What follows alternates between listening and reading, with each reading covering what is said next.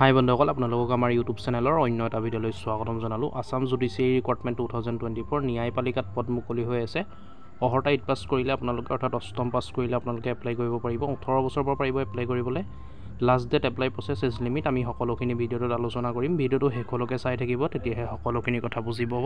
Hojai judiciary Assam recruitment দেখিছে আপোনালোকে হোজাই ডিষ্ট্ৰিক্টত মুকলি হৈ আছে। হোজাই জুডিচিয়েৰীত লাষ্ট ডেট হ'ল 31/5/2024 অৰ্থাৎ 31 মে 2024 লাষ্ট ডেট, যিহেতু আজি 19 তাৰিখ।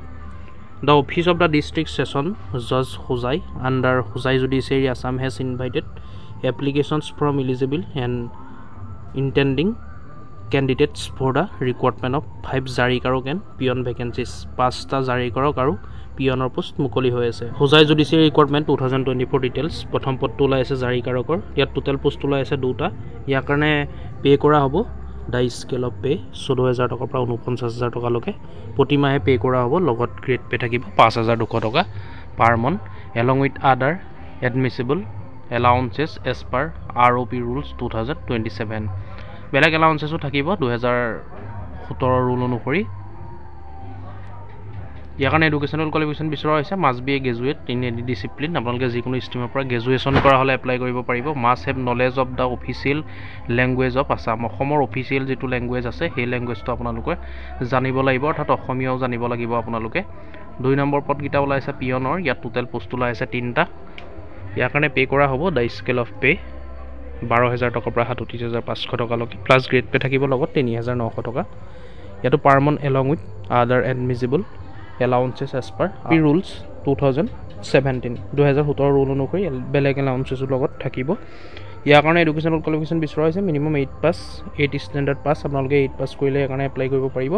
এই candidate who has pass HSLC, অৰ্থাৎ যদি আপোনালোকে হাই ছেকেণ্ডেৰী পাছ কৰা বা বেলেগ ইয়াতকৈও বেলেগ কোৱালিফিকেশ্যন থকা, মানে ইয়াতকৈ ওপৰত যদি BA কৰা আপোনালোকে এপ্লাই কৰিব বিচাৰে, বা BSc বা BCom কৰা সকলেও যদি এপ্লাই কৰিব বিচাৰে, বা হাই ছেকেণ্ডেৰী পাছ কৰা সকলেও যদি এপ্লাই কৰিব বিচাৰে তেন্তে এপ্লাই কৰিব নোৱাৰিব, তেওঁলোক ইনএলিজিবল হ'ব। ইয়াত মাত্ৰ 8 পাছৰ কেণ্ডিডেটে এপ্লাই কৰিব পাৰিব। Candidates have to submit a self declaration certificate along with the application form stating that he has not pass HSLC or equivalent examination or above. আপোনালোকে দেখিছে এই পোষ্টটোৰ কাৰণে পিয়নৰ যিটো পোষ্ট হয় সেই পোষ্টটোৰ কাৰণে অকল 8 পাছ কেণ্ডিডেটে এপ্লাই কৰিব পাৰিব।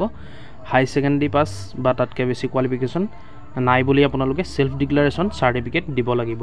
ইয়াৰ কাৰণে এজ লিমিট বিচৰা হৈছে 18 বছৰৰ পৰা 40 বছৰলৈকে আপোনালোকে পাৰিব এপ্লাই কৰিবলৈ। The upper age limit relaxation দিয়া হ'ব ইয়াৰ কাৰণে 5 বছৰ SC ST কেণ্ডিডেটৰ কাৰণে, 3 বছৰ OBC MOBC কেণ্ডিডেটৰ কাৰণে, আৰু 10 years in respect of persons with disabilities and 2 years in respect of ex servicemen. 10 বছৰ দিয়া হ'ব PWD কেণ্ডিডেটছৰ কাৰণে, আৰু 2 বছৰ দিয়া হ'ব এক্স ছাৰ্ভিচমেনৰ কাৰণে এজ ৰিলেক্সেশ্যন।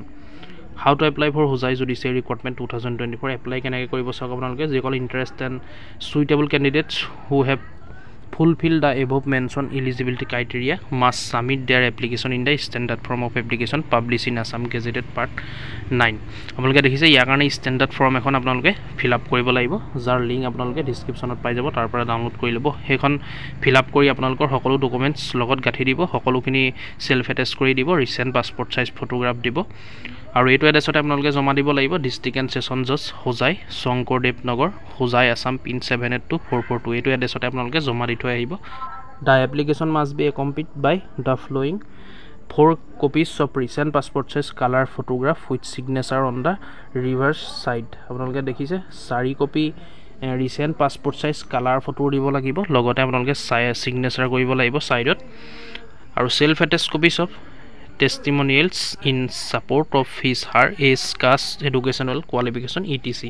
আপোনালোকে সকলোখিনি ছেল্ফ এটেষ্ট কৰি দিব লাগিব, মানে নিজে চহী কৰি দিব লাগিব। আপোনালোকৰ ডকুমেণ্টছখিনি জেৰক্স কৰি ছেল্ফ এটেষ্ট কৰি দিব লাগিব, সকলোখিনি কপি, যেনে এজ কাষ্ট এডুকেশ্যনেল চাৰ্টিফিকেট সকলোখিনি আপোনালোকে যিমানখিনি চাৰ্টিফিকেট দিব সকলোখিনি জেৰক্স কৰি ছেল্ফ এটেষ্ট কৰি দিব, মানে নিজে আপোনালোকে চাইন কৰি দিব। ছেল্ফ ডিক্লাৰেশ্যন চাৰ্টিফিকেট আপোনালোকে দিব লাগিব, আপোনালোক যে হাই ছেকেণ্ডেৰী পাছ নহয় বা তাতকৈ বেছি কোৱালিফিকেশ্যন থকা কেণ্ডিডেট নহয়, আপোনালোকে সেইটো কাৰণে ছেল্ফ ডিক্লাৰেশ্যন চাৰ্টিফিকেট এখন দিব লাগিব। ভ্লিড এমপ্লয়মেণ্ট এক্সচেঞ্জ ৰেজিষ্ট্ৰেশ্যন চাৰ্টিফিকেটখন আপোনালোকৰ থাকিব লাগিব। এমপ্লয়মেণ্ট এক্সচেঞ্জ চাৰ্টিফিকেটখন মানে আপোনালোকৰ থাকিব লাগিব, যিখন ডিজিটেল হ'ব লাগিব। The candidates must also subscribe the post applied for on top of the envelope without fail. আপোনালোকে দেখিছে সকলোখিনি ডকুমেণ্টছ ষ্টেণ্ডাৰ্ড ফৰ্মখনৰ লগতে গাঁঠি দি পেলাই ধুনীয়াকৈ এটা এনভেলপত সোমোৱাই দিব যদি এনভেলপত নিদিয়ে আপোনালোকে ফেইল বুলি গণ্য কৰা হ'ব আপোনালোকে দেখিছে The last date for receipt of application is 31/05/2024 last date মই কৈছোঁ 31 তাৰিখ যিসকল ইণ্টাৰেষ্ট হয় যিসকলে এপ্লাই কৰোঁ বুলি ভাবে যিসকলৰ এডুকেশ্যন কোৱালিফিকেশ্যন মিলে আপোনালোকে 31 তাৰিখৰ আগতে লাষ্ট ডেট যিহেতু 31 তাৰিখ হয় 31 তাৰিখে দিলেও হ'ব কিন্তু আপোনালোকে 31 তাৰিখৰ আগতে মই যিটো এড্ৰেছ ক'লোঁ সেই এড্ৰেছটোতে আপোনালোকে দি থৈ আহিব আৰু ইয়াৰ কাৰণে আপোনালোকে ষ্টেণ্ডাৰ্ড ফৰ্মৰ লিংক ডিছক্ৰিপশ্যনত পাই যাব ভিডিঅ' আৰু এডভাৰটাইজমেণ্ট ডিটেইলছো আপোনালোকে ভিজিট কৰি চাই ল'ব সকলোখিনি চাই ল'ব এপ্লাই কৰাৰ আগত এবাৰ মই ধুনীয়াকৈ ডিছক্ৰিপশ্যনত দি থ'ম আপোনালোকে ডিছক্ৰিপশ্যন ভিজিট কৰি চাই ল'ব আৰু 31 তাৰিখৰ আগতে যিসকল ইণ্টাৰেষ্টেড আপোনালোকে এপ্লাই কৰি ল'ব গতিকে বন্ধুসকল ভিডিঅ'টো আজি ইমানেই আছিলে যদি চাই ভাল পালে লাইক কৰিব ভিডিঅ'টো আৰু ভিডিঅ'টো শ্বেয়াৰ কৰিব যাতে সকলোৱে গম পায় আৰু কিবা সুধিবলগীয়া থাকিলে কমেণ্ট কৰি জনাব এনেকুৱা ধৰণৰ আপডেটবোৰ পাই থাকিবলৈ আমাৰ ইউটিউব চেনেলটো ছাবস্ক্ৰাইব কৰি ল'ব ছাবস্ক্ৰাইব কৰিবলৈ পাহৰি নাযাব ধন্যবাদ